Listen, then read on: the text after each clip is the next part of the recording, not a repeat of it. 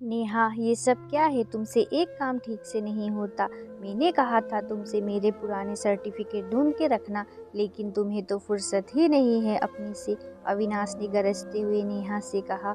पर अविनाश, सारा दिन इतना काम होता है कि याद ही नहीं रहा। नेहा ने कहा। काम? कौन सा काम? 2 वक्त का खाना, बर्तन और कपड़े धोने में सारा दिन निकल जाता है। मुझे देखो, सुबह से शाम तक ऑफिस में काम करता हूँ, बॉस की जली कटी सुनता हूँ। तुम बताओ, तुम क्या करती हो? सिर्फ छोटे मोटे काम करने से तुम थक थोड़ी जाती हो? कहकर गुस्से में घर से निकल गया अविनाश। इधर नेहा को भी गुस्सा आ गया। अच्छा, मैं करती ही क्या हूँ? अब मैं बताती हूँ मैं क्या क्या करती हूँ और क्या कर सकती हूँ क्या नहीं, सोचकर अपने बेडरूम में चली गई और आराम करने लगी। शाम को जब अविनाश वापस आया तो घर को बिखरा देखकर परेशान हो गया। पूरा घर बिखरा हुआ, बच्चों ने घर गंदा कर रखा था। अविनाश फर्श में फैले हुए पानी से गिरते गिरते बचा। वह सोच रहा था नेहा कहाँ गई। वह नेहा को आवाज लगाने लगा। नेहा, कहाँ हो तुम?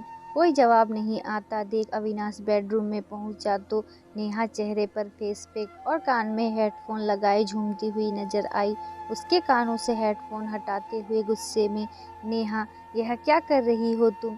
पूरा घर अस्त व्यस्त है, बच्चे पूरे घर में गंदगी फैला रहे हैं और तुम यहाँ पर चेहरे पर फेस पैक लगाकर आराम से गाने सुन रही हो। अविनाश ने कहा।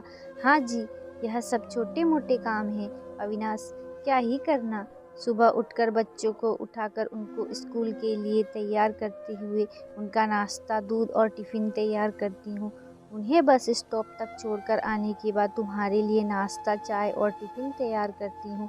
तुम्हारे जाने के बाद पूजा, झाड़ू पोछा, कपड़े, बर्तन, डस्टिंग करती हूँ। इसी बीच अपना नाश्ता भूल जाती हूँ। दोपहर का खाना तैयार कर खुद खाकर बर्तन जमाना, कपड़े तह कर रखना, फिर बच्चों को वापस लाना, उनके हाथ पैर धुलाकर कपड़े बदलवाना, फिर उनके साथ बैठकर उनकी पढ़ाई और होमवर्क कराना और साथ ही दूसरे दिन की सुबह की सब्जी तोड़ते जाना, फिर उनको खाना खिलाकर उनके साथ खेलना खिलाना, शाम होते होते वापस रात के खाने की तैयारी करना, खाना बनाना, बच्चों द्वारा बिखरा घर समेटना, उन्हें खाना खिलाकर सुलाना आदि छोटे मोटे काम मैं तुम्हारे अनुपस्थिति में करती हूँ। जैसे ही मैं थोड़ी देर के लिए बैठती हूँ तब तक तुम आ जाते हो, तो तुम्हें लगता है मैं फ्री हूँ।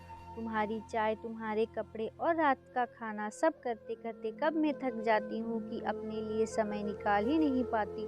तुम फिर भी अपने दोस्तों से मिलकर मजा मस्ती तो कर लेती हो, पर मेरा क्या? मैं तो पूरी तरह तुम्हारे मकान को घर बनाने में समर्पित हूँ।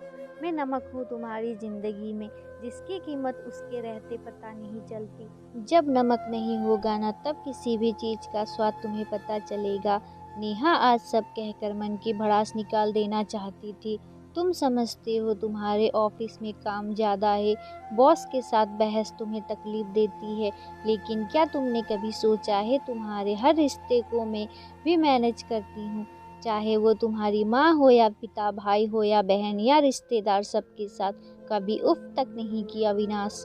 पति पत्नी जीवन रूपी गाड़ी के वो 2 पहिए हैं जिनके एक के ना होने पर गाड़ी नहीं चलती। दोनों का गठबंधन और पक्ष समान है। कौन काम करता है कौन नहीं, यह सोचने वाली बात नहीं है। बस अपना कर्म पूरा किए जाओ। अगर पति बाहर की व्यवस्था देखता है तो पत्नी घर परिवार और बच्चे संभालती है, तभी ये जीवन रूपी गाड़ी सही ढंग से चलती है, नेहा ने कहा। अविनाश अब समझ चुका था नेहा घर की वो धुरी है जिसके ना रहने पर वह जिंदगी में आने वाली समस्याओं से सामंजस्य नहीं बैठा पाएगा। नेहा इस घर की जान है और आज उसने यह महसूस करा लिया था। नेहा, मुझे माफ़ कर दो, अब मैं समझ गया हूँ कि तुम नमक हो जो दिखता नहीं है पर उसकी कमी महसूस होती है। मैं अपनी कहे पर शर्मिंदा हूँ। नहीं अविनाश, मुझे तुम्हें शर्मिंदा नहीं करना था, लेकिन अपने होने से ही इस घर परिवार का अस्तित्व है ये बोध कराना था। हाँ, बिल्कुल सही कह रही हो तुम हो तो यह मकान घर है, अविनाश बोला। जनाब, नमक हूँ मैं तुम्हारी जिंदगी में, याद रखना। और खिलखिलाने लगी नेहा। हम महिलाओं की जिंदगी में कभी कभी ऐसे वाक़ये होते हैं जब हमारी होने को ही नकार दिया जाता है। सिर्फ जिम्मेदारियों का बोझ ढोते रहना ही हमारी मजबूरी नहीं, हमारा अस्तित्व हमारे होने का परिचायक है। इसीलिए एहसास करवाए, हम नमक है अपनों की ज़िंदगी में।